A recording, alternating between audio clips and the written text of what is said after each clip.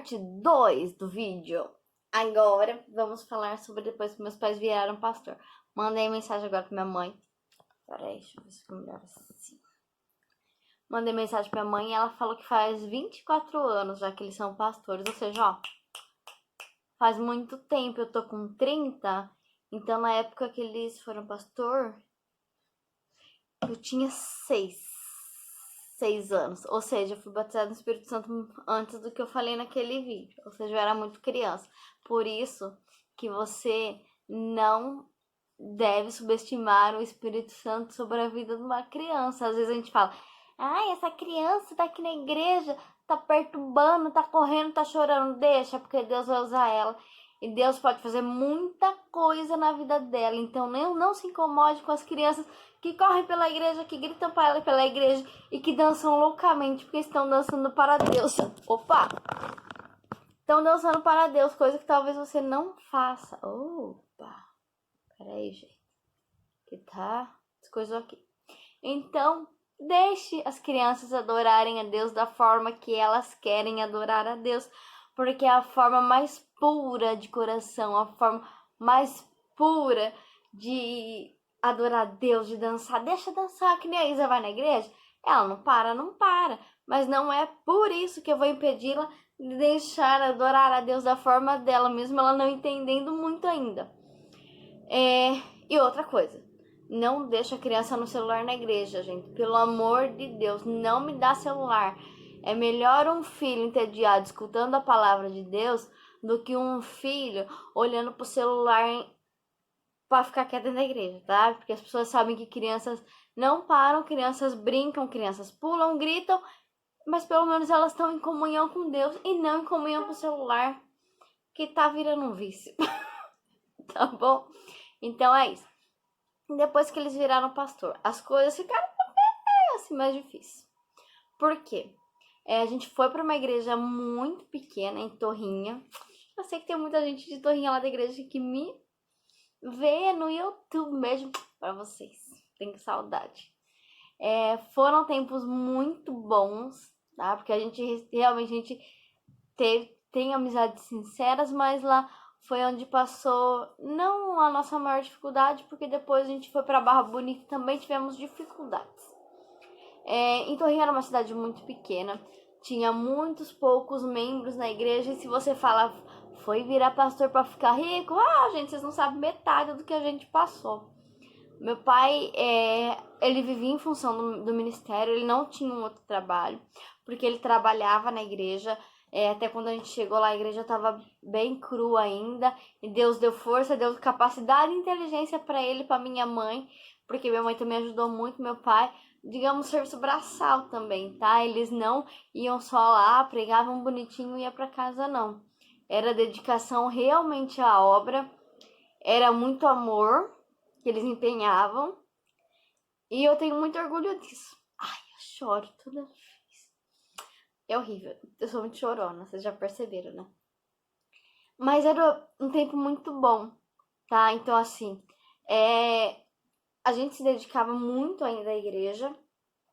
Hoje eu não participo de louvor, não participo de nada, de nenhum ministério. Até porque as caídas é pequena, não tem como, né, gente? Aí ia ficar esgoelando na igreja, eu ia ter que subir com ela. Não que isso seja problema, que isso não é um problema, tá? Mas por enquanto eu não estou trabalhando na igreja, tá? Não tenho nenhum cargo, digamos assim, na igreja. Mas era uma época muito boa, onde a gente fazia tudo com muito amor, tudo com muita pureza no coração. A gente passou muitas vezes necessidade. O outro acha que o pastor que os outros querem ser pastor para ser rico. Muitos, infelizmente, mas infelizmente mesmo, pregam só a teoria da prosperidade e acham que Deus é obrigado a te deixar rico. Não, Deus não é obrigado a nada.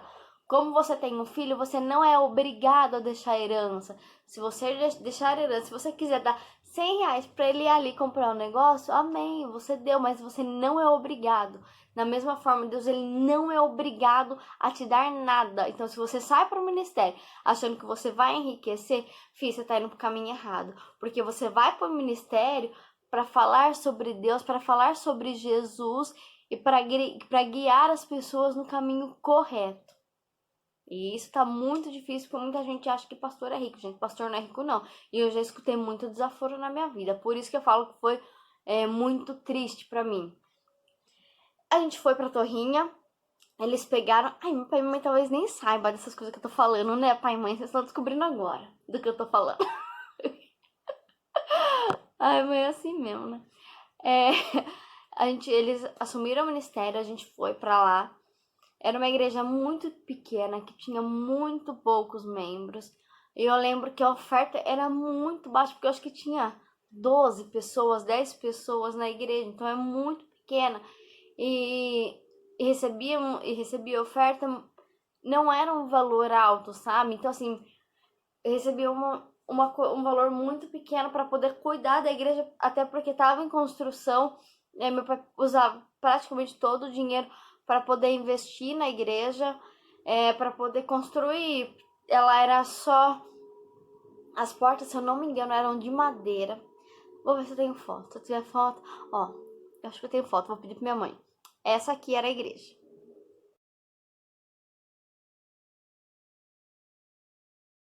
Então, essa daí era a igreja. Então, assim, começaram do zero. Então, esse dinheiro era para sustentar a família, para poder manter a igreja, porque você tem energia, você tem água, você tem gasto com instrumento, com microfone, com cadeira, com banco. Meu pai até banco ele construiu, pra vocês terem noção. Meu pai é muito criativo. E ele gosta de fazer, tanto que hoje ele tem muita dor nas costas. E eu sei que isso foi por trabalhar para Deus. E Deus honra muito a vida dele por isso. E da minha mãe também, porque minha mãe, filha, agachava lá e ajudava por as coisas. Minha mãe ajudava também a fazer tudo. Por isso que eu falo, hoje muita coisa eu faço em casa porque eu me espelho muito neles. Porque eu vi eles sempre em fazer. Então eu acho que é o mínimo que eu tenho que fazer, é o que eu faço. Então, a gente passou muita dificuldade de ter épocas de não ter o que comer. Tipo assim, zerou. A comida acabou. E eu sei que eu acho que eles não falam, acho que eles nunca falaram. Mas eu acho que muitas vezes eles choraram e pediram para Deus a providência, porque não tinham o que comer mais. E por um milagre e por a provisão de Deus, um homem do mercadinho aparecia e falava: Ó, pastor, deixaram R$ 50 pro senhor lá no mercado pro senhor fazer a compra. E com esse dinheiro meu pai ia lá, a gente até hoje, a gente não sabe quem dava esse dinheiro. E aí meu pai ia lá e comprava as coisas pra gente comer. Muitas vezes cesta básica aparecia, sabe, em casa. Tipo, ó, pastor, mandar entregar uma cesta básica. A gente não sabia quem era. Teve pessoas abençoadas também que ofertaram na nossa vida. E eu tenho muitas recordações boas disso. Que eram pessoas que não tinham tanto, mas que dividiam o que tinham. Que realmente faziam papel de igreja. De dividir o pouco que tinha.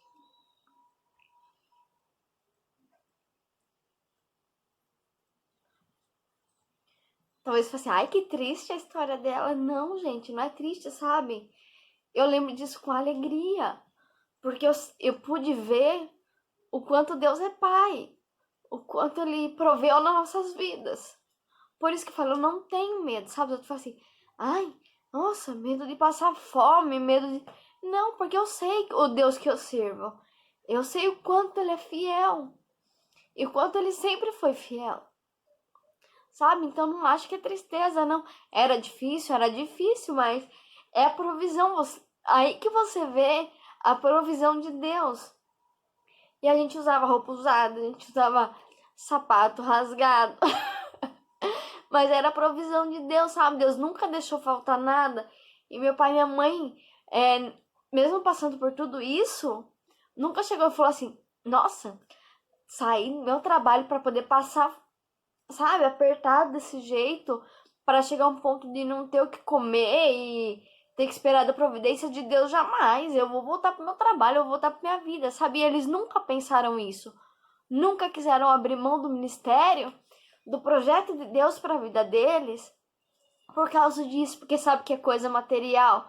O que a gente almeja, a nossa meta é o céu. Então, claro, a gente tem que se preocupar sim com as coisas daqui, porque afinal a gente aqui não é o nosso lar definitivo, mas enquanto a gente está aqui nessa casa, a gente tem que arrumar essa casa, a gente tem que comer, a gente tem que se vestir, sabe? Mas isso é muito menor do que o que Deus tem para nós. Mas foi um período muito bom. A gente arrumou amigos, a gente. Aí você tá vendo, ó. Ai, que decabelada! É a Mini. Deixa eu pegar ela aqui. Ei, mamãe. Acordou agora, né? Acordou agora. Tá cabelada. Sabe, a gente pôde ver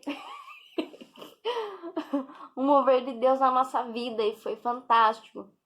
Porque a gente viu tantos milagres, a gente passou por tanta coisa, sabe? Lá em Torrinha. Vou contar de Torrinha, depois eu conto da Barra e depois eu conto depois, tá? Senão, ó, tá ficando grande novo esse vídeo. Em Torrinha eu lembro que teve um cara que entrou na igreja pra bater no meu pai, gente. Olha que situação.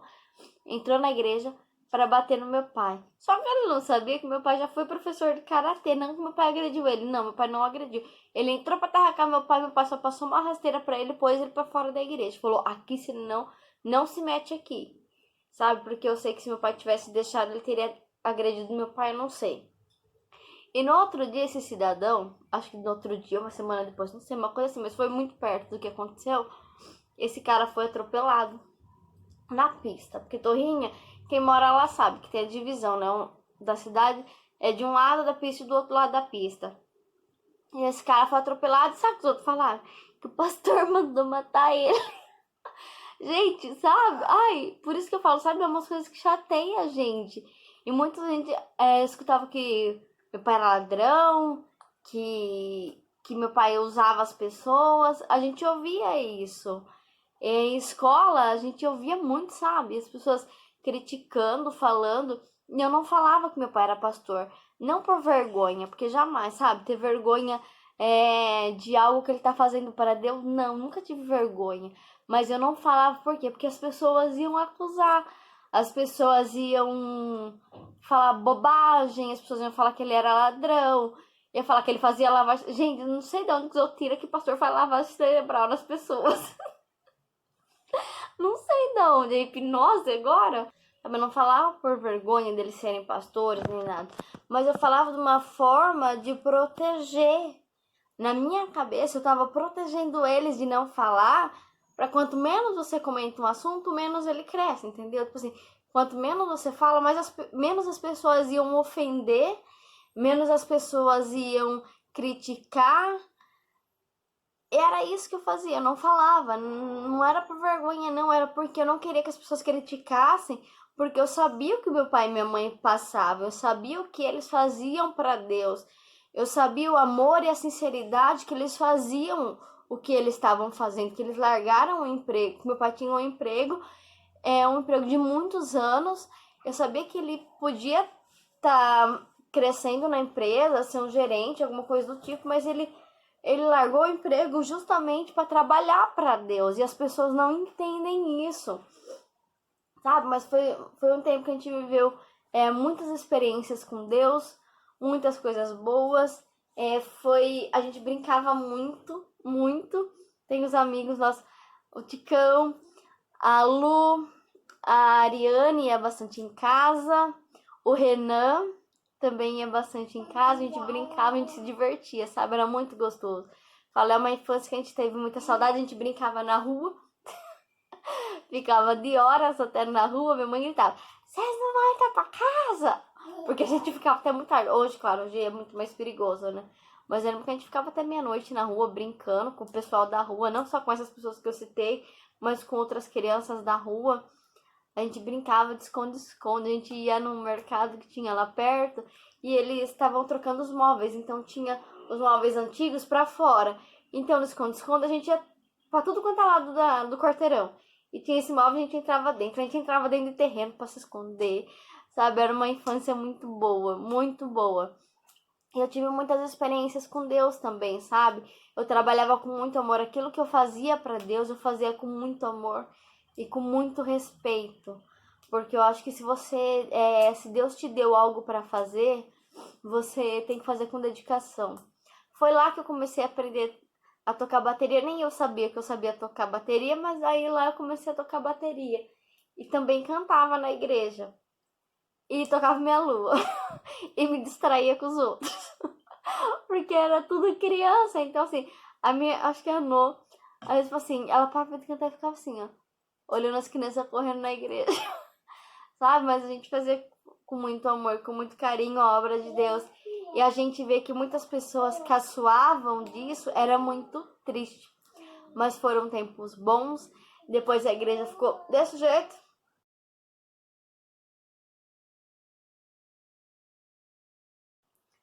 Quando a gente foi embora, a gente recebeu muito amor nessa cidade, a gente recebeu muitos amigos, a gente recebeu muito a presença de Deus, a gente pôde entender melhor o que é servir a Deus, o que é se dedicar a Deus. Foi lá que que pelo menos eu comecei a aprender realmente o que é depender de Deus, o que é a gente entregar a Deus tudo que a gente tem, não pensando no que Ele vai dar em troca, mas fazendo para agradar, por amor.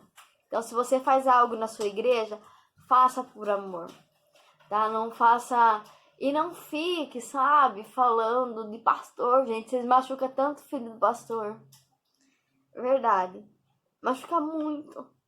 A gente saber o quanto se dedicaram e o quanto as pessoas criticam e não veem o que eles fazem, tá? Você que é filho do pastor, não se envergonhe do que fazem por Deus, tá? Eu sei que talvez você fale, as pessoas ficam falando.